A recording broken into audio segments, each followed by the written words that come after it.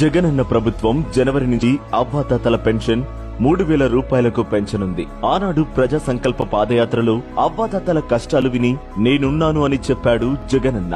2019 ఎన్నికల మేనిఫెస్టోలో పెన్షన్లను దశల వారీగా 3,000 వరకు పెంచుతానని మాటిచ్చి నిలబెట్టుకున్నాడు మన జగనన్న.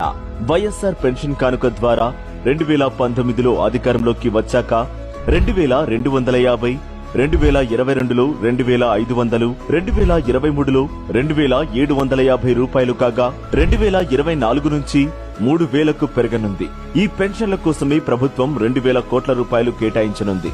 చంద్రబాబు ప్రభుత్వం 1,000 రూపాయలే ఇచ్చి పెన్షన్ల కోసం 400 కోట్లే కేటాయించింది. ప్రస్తుతం 65.33 లక్షల మంది లబ్ధిదారులుండగా జగనన్న వచ్చాకే కొత్తగా 28.26 లక్షల మందికి పెన్షన్లు మంజూరయ్యాయి. పెన్షన్ పెంచడమే కాకుండా అవ్వాతాతల ఇళ్లకే పెన్షన్లు చేరేలా చేశాడు మన